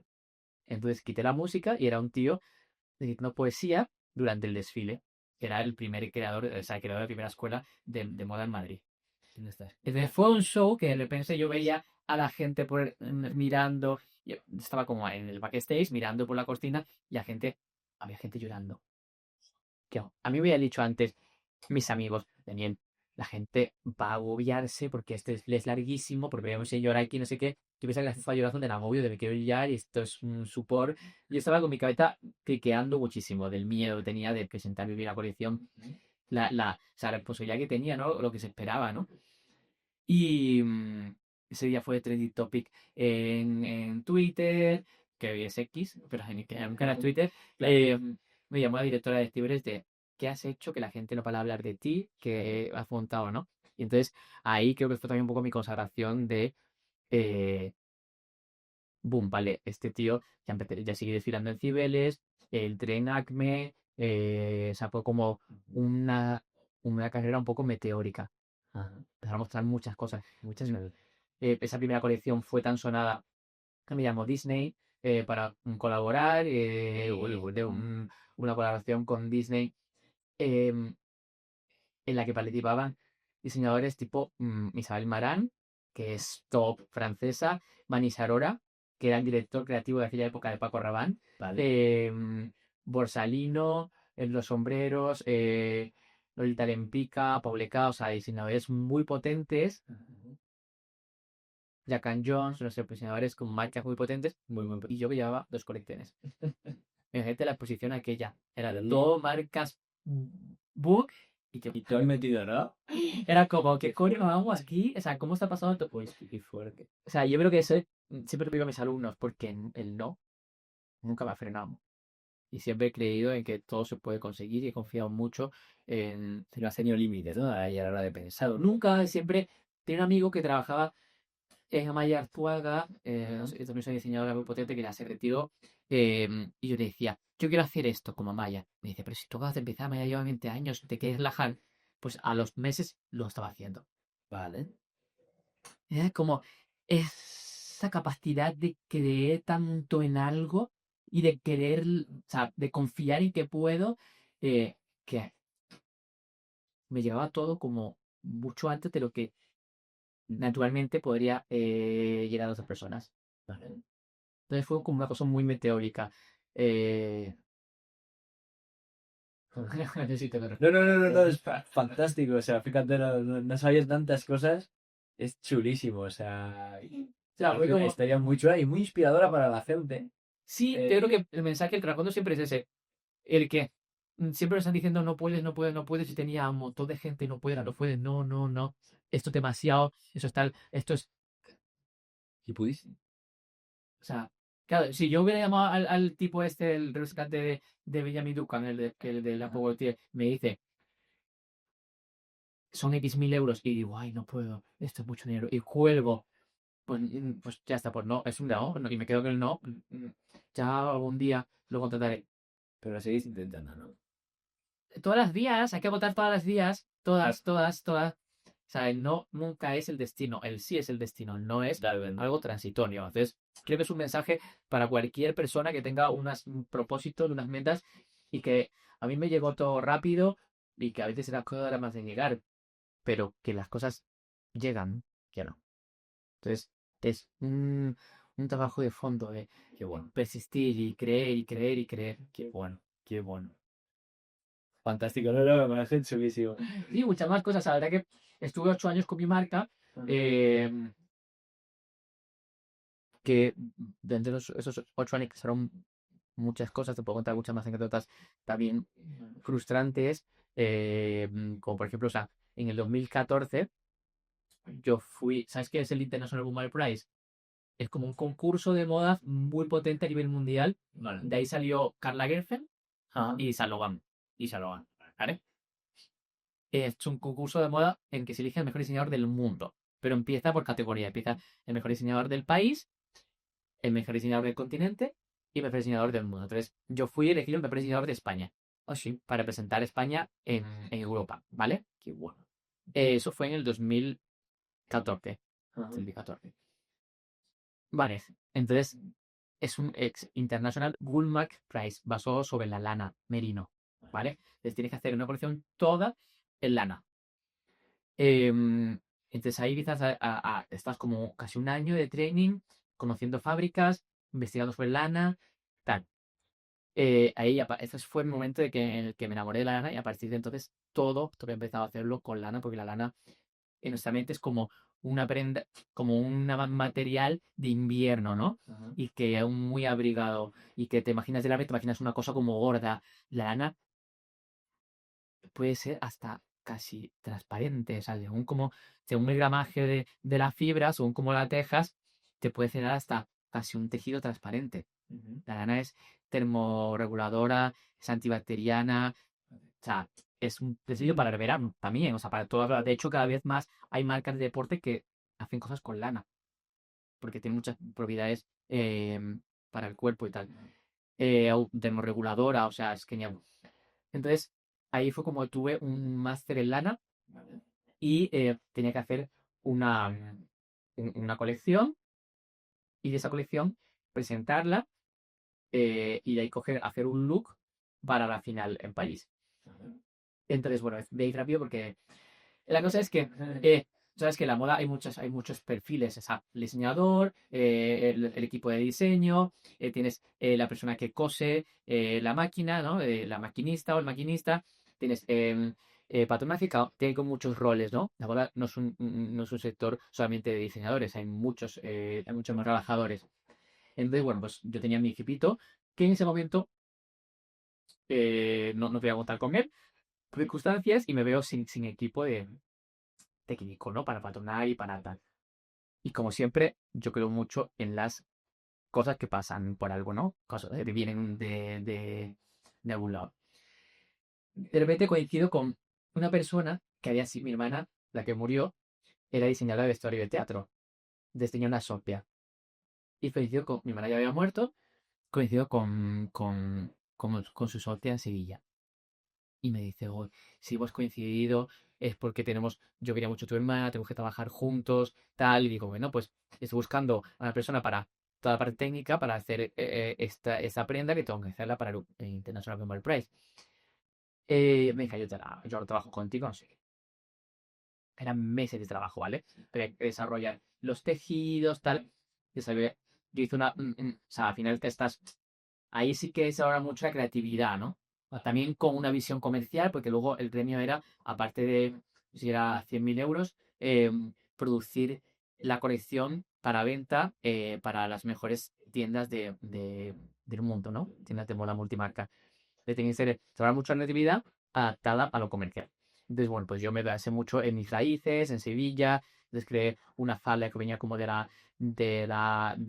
departamento de torero, con la costura muy alta, pero al mismo tiempo estaba mezclada con la falda de montar a caballo, un abrigo que se podía desmontar y que es como, bueno, una serie de prendas mezclada con el sportwear, ¿vale? Con el sportwear, no, como con el streetwear, pero que venía de lo tradicional, ¿no? Aparte también mezclaba mucho la innovación de los tejidos con lanas que parecían casi tejidos técnicos, con algunas piezas que estaban tejidas a mano, como combinar futuro y pasado, ¿no?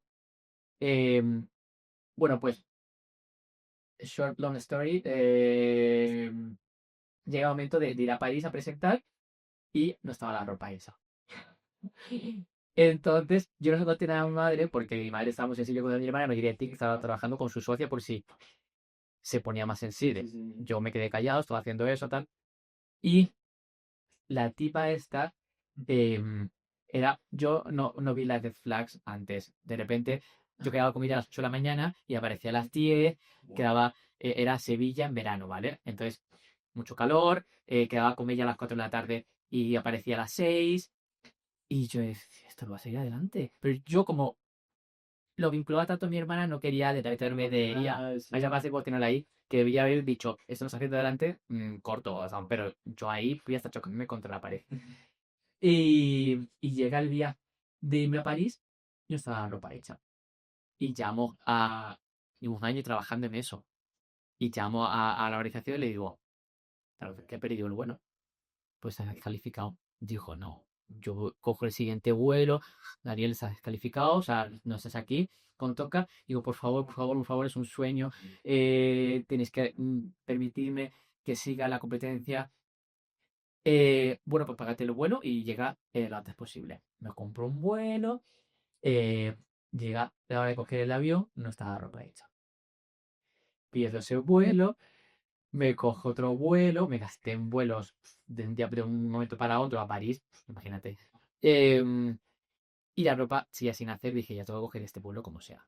Me cogí la ropa sin hacer, llegué al hotel de París, que lo ponían ellos, un pedazo de hotel, y me quedé toda la noche cosiendo a mano lo que faltaba por coser para poder presentarlo. Era un concurso muy exigente. Aparte, el panel, el jurado era la directora de Vogue París, el director creativo de Lina Ricci de ese momento, estaba el director de Le Figaro. O sea, era un panel muy potente de gente experta en la moda con un nivel muy tocho. Entonces, bueno, pues sigue sin dormir, partes cosidas a mano, tal que aparte no me gusta nada poseer porque requiere de una concentración y de mucha paciencia que no tengo. Y bueno, pues toda la noche estoy quitando la prenda a mano. O sea que dentro de este recorrido he vivido cosas muy dulces y cosas muy amargas. Sí, sí. O sea, pero bueno, todas me han servido para aprender y aún lo bebo con medio de eso, de este cruzante que fue Tatiana. O sea, es que era una cosa, pero en ese momento para mí fue un trauma de confianza, de no poder confiar ya en muchas personas a la hora de trabajar con ellos y tal, pero ahí me río muchísimo de qué momento viví eso tan fuerte, es una oportunidad como representar a España en el International World Prize, cómo se fue a la piel. Totalmente, totalmente, qué barbaridad. En este mundo de la moda, eh, me parece muy, no sé cómo llamarlo, ¿no? Yo te quiero preguntar bien si es más fácil triunfar en el mundo de la moda siendo hombre o mujer, ¿no? ¿Cómo que opinas de esto de la diferencia de género? Hay muchas marcas que empezaron siendo por mujeres, ¿no? Y ya están lideradas por hombres. Quizá cambia si eres modelo respecto a si eres el... Pues bueno, ya se habla de muchos roles, desde, pues eso, quien cose, quien diseña, las modelos, y es verdad que hay desajustes, ¿vale? No es muy equilibrado, aunque se lucha continuamente por eso, y creo que está encontrando mm, un equilibrio mucho mayor del que había hace ni siquiera 10 20 años, ¿no? Siempre ha sido como marcas de mujeres como Chanel, como Lanvin, como Bionet, en cuanto la mujer ha desaparecido porque o fallecía o dejaba y la compraba la marca un grupo, se empezaba al frente un diseñador. Entonces pasó durante muchos años todas las cabezas directivas y creadoras de las marcas eran hombres. Incluso en marcas han sido fundadas por mujeres, ¿no? Eh, Sin embargo, dentro de lo que es la empresa, luego, pues eso, todas las personas que cosían eran mayormente mujeres, ¿no? Entonces, eh, siempre ha sido como eso. Perfil de costurera, mujer. Perfil de diseñador, hombre. Las modelos, mucho más valoradas que las mujeres, más valoradas los modelos hombres. De hecho, se sigue pagando más para una modelo mujer con un modelo hombre, ¿no? Que, pero pienso que está cambiando mucho hoy en día. Se ve, está cambiando y no ha cambiado. O sea, hoy se prefiere mucho antes o se da más visibilidad a un diseñador hombre que a una diseñadora mujer. Ok, se le da mucha más visibilidad y mucho más bombo y, más oportunidades.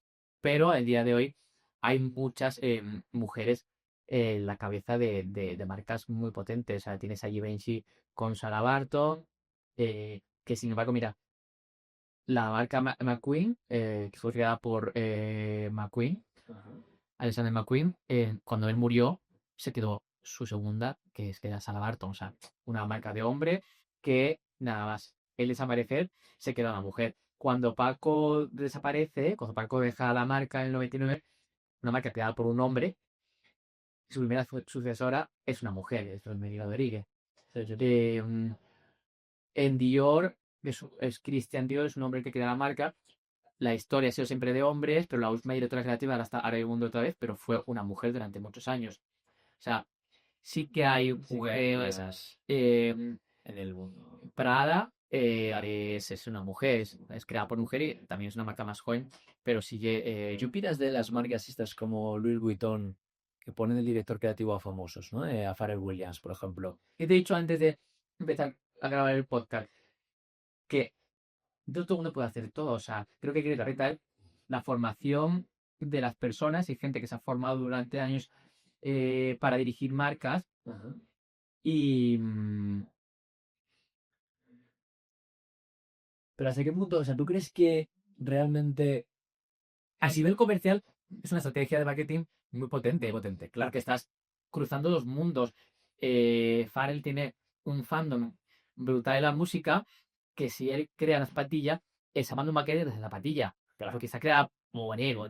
Digamos que a lo mejor él no, esa partida a lo mejor ni la ha tocado, o sea, tiene un equipo brutal debajo, pero hemos pasado de que los cantantes o los actores y actrices sean la imagen, ¿vale? Que muchas veces, pues eso, ahora por ejemplo en Chanel, que ha entrado un nuevo director creativo, pues han rescatado la imagen de Chanel, que es Nicole Kidman, que lo fue hace 20 años en esa campaña típica, ¿te acuerdas de Chanel? De ella subiendo las escaleras, el perfume. Pues es la imagen, ella ni pincha ni corta, simplemente es la imagen, ¿vale? No ha pasado de que una persona sea la imagen para crear más engagement, para crear todavía más tal, a decir que esa persona lo ha creado. Entonces, vemos muchos perfiles de cantantes o tal que toman la dirección creativa y a lo mejor no están trabajando como director creativo. O a lo mejor sí, no lo sé, ¿Dónde pero vamos? igual lo dudo. Simplemente el debe ser rol es como que más fuerte que ser la imagen. Ser la imagen es, bueno, me he visto esta marca. Y quizás eso ha dejado de tener tanta repercusión como a he creado esto. Entonces, esas personas tienen muchos seguidores, van a querer comprar eso que has creado, ¿no?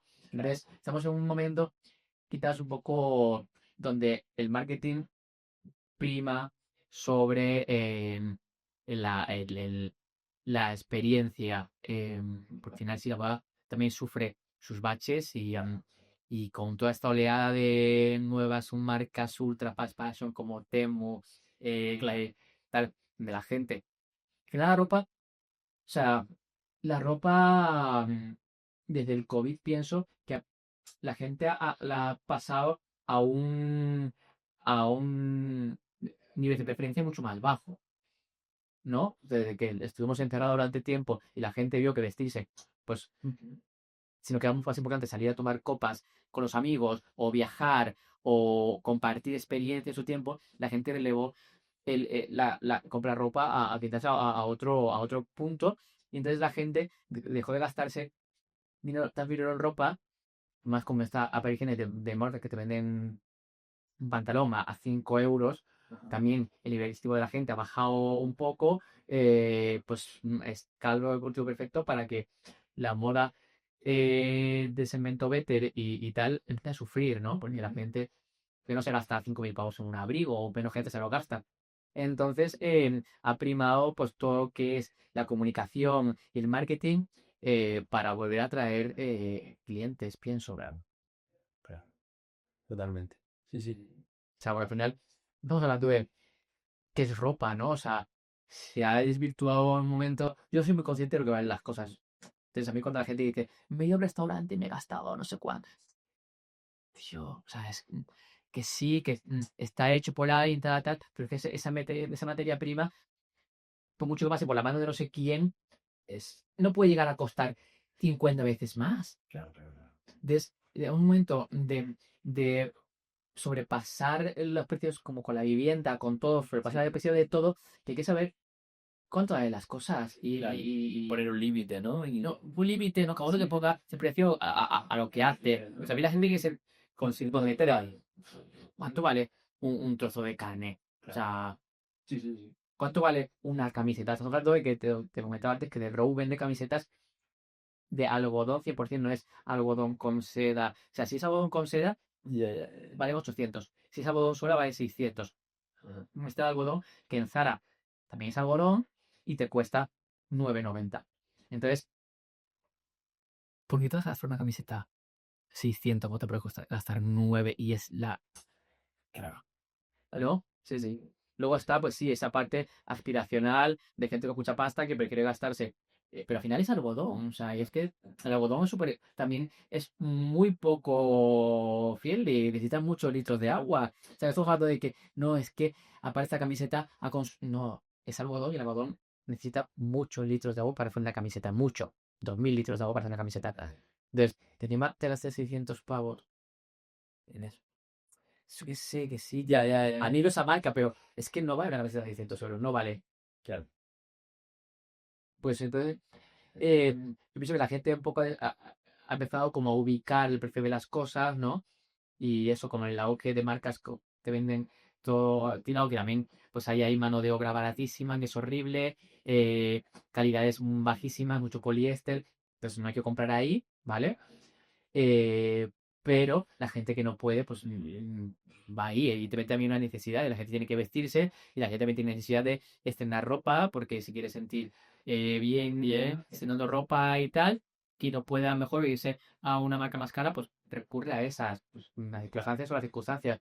Pero evidentemente ahí, vale, igual que lo caro está sobre valorado, lo barato, hay detrás una movida que tampoco es de pagar mal a las personas en condiciones malísimas y probablemente tejidos muy malos. Pero hay una cosa intermedia, ¿no? Ya. Es el valor justo de las cosas. Entiendo. Y eso es lo que hay que mirar, el valor. ¿Cuánto vale esto? ¿Cuánto está bueno esa persona? Me gusta mucho una marca que se llama Sepia, si la conoces. No, es una marca muy guay que hace todo.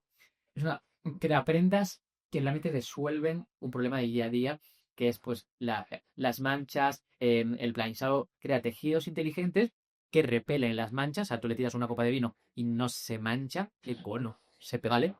Sepia con doble I. Y aparte no hace falta que la planches. Entonces, para gente, sobre todo gente de negocio que viaja, estás en una cena, tienes luego o una comida, se te cae un poco de vino y vas a la oficina con la mancha de vino porque no se ha podido quitar, no, esa camisa te lo repele. O vas de viaje a no sé dónde por una reunión, sacas, estás en el hotel y tienes que planchar la camisa. Esa camisa no hay que plancharla porque no se arruga. Me parece muy inteligente porque soluciona problemas reales, De la pero al vida. mismo tiempo Ajá. tienen una conciencia muy guay y que se lanzaron una campaña en la que sus tickets te ponen cuánto cobra la costurera, cuánto vale el tejido, cuánto vale la comunicación, cuánto cobra miles de margen. Son claros, son videos. Esto vale esto por esto, por esto, por esto. ¿No? Qué chulo. Entonces, eso es un precio justo. Y claro, porque si te lo cuentan es porque no tienen nada que esconder. No está diciendo, ¿dónde está inflado el precio? 600 pavos una camisa está muy inflado. O sea, ¿quién se lleva? O sea, ¿cuánto cobra la persona que lo ha hecho y quién se lleva todo ese beneficio? Ajá. Pero ahí te está diciendo, digo el tío porque es un chico el creador. Te está diciendo, oye, honestamente, esto vale tanto porque el tejido cuesta tanto, es un tejido de alta tecnología, pagamos al taller en un precio justo, no mal pagamos a nuestros trabajadores, se consciente de lo que pagas es porque hay una cadena que está cobrando bien también. Claro. Y te lo demuestro. Con Metiche, con esto y. Ajá. Qué bueno. Ese tipo de cosas me hacen pensar en que sí que hay formas de producir justo y de consumir justo. Con gente clara, con gente transparente y tal. Pero lo que está a los extremos, siempre los extremos siempre son malos. Vale, hablando de marcas, estamos llegando al final de este podcast. Quiero hacer una. Bueno, te voy a decir 10 marcas. Ay, no. Son 10 marcas y tienes que definirlas con 10 palabras. ¿Cuánto tiempo tengo para pensar cada palabra? Es rápido, pero bueno, esto luego lo editamos, o sea que puedes estar más tiempo, pero bueno, se supone que es como lo primero que se te viene a la cabeza. Vale. Aparte, bueno, Sí, tengo la cabeza sí, ya. dormida, pero venga, 20. Se trata da igual, tiene que ser por ahí, o sea, te digo las 10 marcas, 10 palabras, o sea, tiene que ser lo primero que se te venga a la cabeza, Vale. ¿vale? Te digo, Chanel, Negro, Balenciaga, cocoon, Loewe, piel, Dior, eh, lady, ¿vale? Gucci, bolsos, bolsos, ¿vale? Prada, Prada, nylon, ok, Alexander McQueen,